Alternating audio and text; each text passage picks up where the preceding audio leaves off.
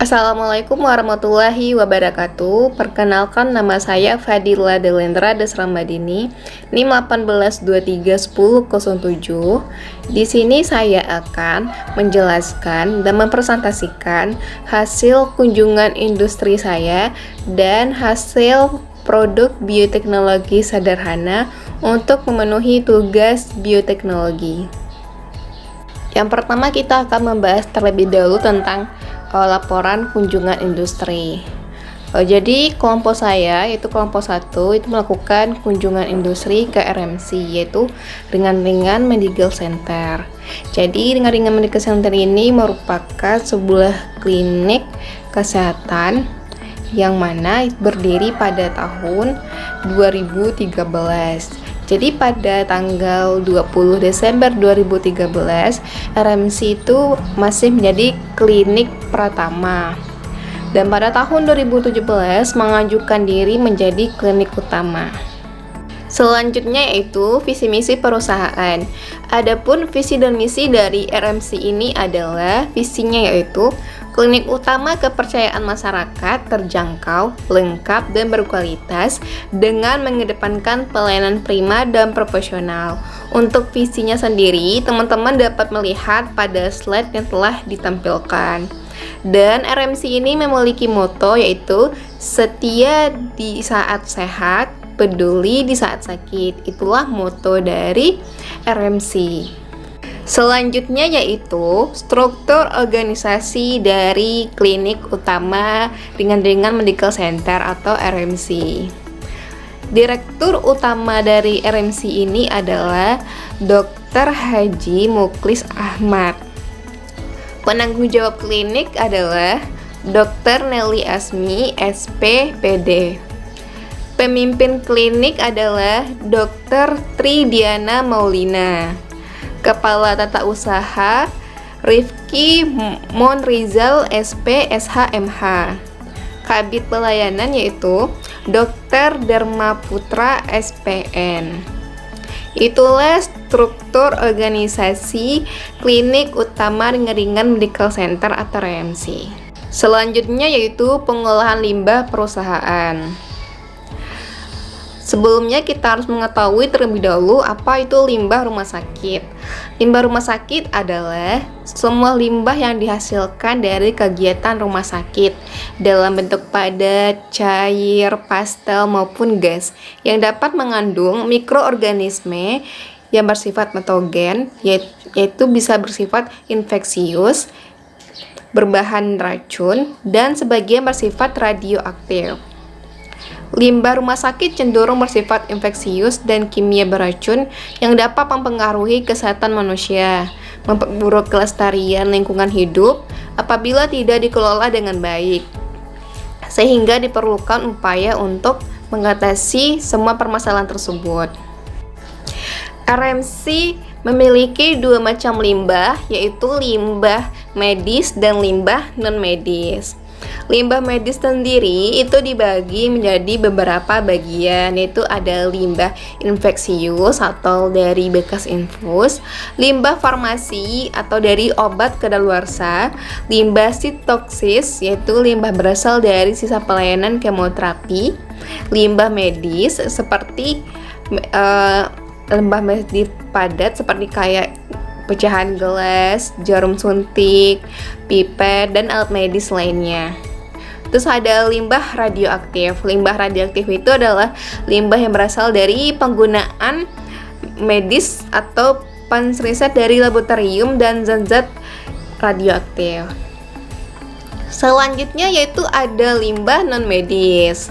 Limbah non-medis ini dapat kita kategorikan beberapa limbah, yaitu seperti limbah dari sampah dari dapur, misalnya sampah-sampah habis memasak, terus sampah sisa makanan pasien, dan sampah dari perkantoran. Itulah limbah yang terdapat pada klinik RMC. Baiklah, tadi kita setelah membahas macam-macam limbah yang terdapat pada RMC. Jadi, RMC ini dia tidak mengelola limbahnya sendiri, tetapi dia melakukan kerjasama bersama sebuah PT yang melakukan pengolahan limbah medis. Jadi, RMC ini bekerja sama dengan PT Teman Sejati Sejahtera Abadi.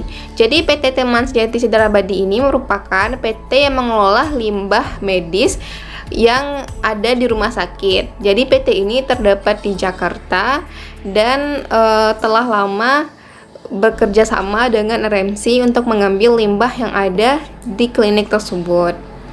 Jadi setiap sekali sebulan atau 2 kali sebulan PT ini akan pergi ke klinik untuk mengambil limbah yang ada di klinik tersebut. Dan limbah-limbah yang ada pada klinik tersebut diolah oleh PT Teman Sejati Sejahtera Abadi yang terdapat di Jakarta. Jadi kesimpulannya, Klinik Utama Ringan-Ringan Center atau RMC itu tidak melakukan pengolahan limbahnya sendiri, tetapi dia bekerja sama bersama PT Teman Sejati Sejahtera Abadi untuk melakukan pengolahan limbahnya yang dilakukan setiap 1 kali sebulan atau 2 kali sebulan, tergantung banyaknya sampah yang ada pada klinik tersebut. Inilah gambaran dari cara pengangkutan limbah yang dilakukan oleh PT Teman Sejati Sejahtera Abadi. Jadi pengolahan limbahnya itu dipisahkan, yang mana limbah yang bersifat kimia, radioaktif, dan maupun limbah-limbah padat lainnya. Jadi pengolahan limbah yang dilakukan oleh PT ini yaitu dengan kalau misalnya cairan itu akan dimasukkan ke dalam sebuah kontainer yang akan diberi label, dan begitu juga yang limbah padat itu akan dimasukkan ke tempat seperti kayak tempat sampah. Nah, jadi itu bakalan diberi label juga. Jadi semua limbah yang ada di klinik tersebut itu diolah oleh PT Teman Sejati Sejahtera Abadi ini. Teman-teman dapat melihat beberapa macam limbah yang telah dibawa atau dilakukan oleh PT ini. Teman-teman dapat melihat di slide yang telah ditayangkan. Baiklah, itulah hasil kunjungan industri saya, yaitu kelompok 1 yang beranggotakan saya sendiri, yaitu Fadila Delendra Desarmadini, rekan saya Rini Kurnia Putri, Mutiara, dan Aulia Fitri Nesham. Jadi kami melakukan kunjungan industri ke Klinik Utama Ringan-Ringan Medical Center atau RMC.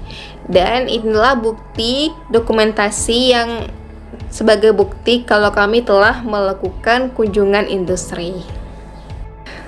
Baiklah, selanjutnya kita akan membahas tentang laporan praktek produk bioteknologi sederhana secara mandiri. Jadi pada praktek ini saya melakukan praktek bioteknologi sederhana, yaitu tape ketan.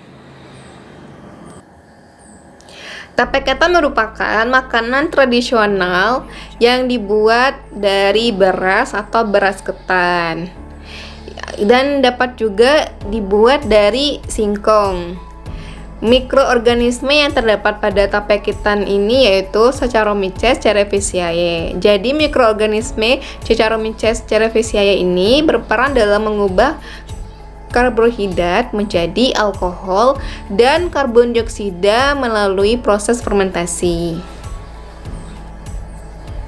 Waktu dan tempat pelaksanaannya yaitu hari dan tanggal Jumat 21 Mei 2021. Waktunya dari jam 11 sampai jam 15.00 waktu Indonesia Barat. Tempatnya yaitu di Parit Melintang, Kecamatan Enam Lingkung, Kabupaten Padang Pariaman. Alat dan bahan yang saya gunakan untuk praktek pembuatan tape ketan ini yaitu alatnya itu ada wadah, panci, kompor, sendok nasi, dan nampan. Dan untuk bahannya sendiri yaitu kita membutuhkan setengah kilogram beras ketan hitam, air, 2 buah ragi, dan daun pisang. Itulah alat dan bahan yang saya gunakan pada praktek mandiri saya. Selanjutnya yaitu langkah kerja. Langkah kerja yang saya lakukan yaitu yang pertama, kita sediakan terlebih dahulu alat-alat dan bahan yang kita butuhkan. Selanjutnya, cuci bersih ketan sebanyak 3 kali. Kemudian kita rendam ketannya kurang lebih 2-3 jam. Setelah itu kita tiriskan dan kita kukus kurang lebih selama 30 menit. Setelah ketannya matang, kita pindahkan ke dalam wadah untuk kita dinginkan. Setelah dingin, baru kita letakkan di dalam wadah, tapi kita taruh juga raginya. Jangan lupa raginya kita sebarkan di seluruh ketan. Lalu kita diamkan atau kita tunggu selama kurang lebih 3 hari, dan kita lihat proses fermentasinya selama kurang lebih 3 hari tersebut. Setelah 3 hari, tape ketan pun siap untuk dikonsumsi. Berdasarkan hasil pengamatan yang telah saya lakukan, dapat diketahui bahwa tapai yang telah disimpan selama 3 hari itu akan mengalami perubahan rasa dan aroma. Pada proses pembuatan tapai, mikroba itu mengubah karbohidrat yang terkandung dalam bahan menjadi gula. Peranan ragi dalam pembuatan tape adalah mengubah gula menjadi alkohol.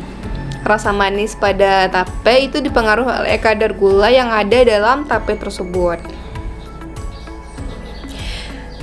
Tekstur yang lunak dan memiliki cairan itu dihasilkan dari proses fermentasi.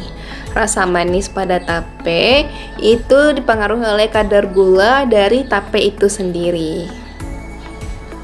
Berdasarkan hasil pengamatan, secara umum hasil pembuatan tape ini belum sesuai dengan teorinya. Hasil tape yang dibuat itu tidak maksimal karena tape masih memiliki tekstur yang agak keras dan belum memiliki banyak air, karena proses fermentasinya itu hanya memerlukan waktu 3 hari. Maksimal itu bagusnya tape itu disimpan selama 9 hari agar menciptakan rasa manis dan tekstur yang lembut. Jadi hal itu terjadi karena kurangnya proses fermentasi. Baiklah, itulah hasil presentasi dari saya. Mohon maaf jika ada kata-kata yang salah. Terima kasih. Wassalamualaikum warahmatullahi wabarakatuh.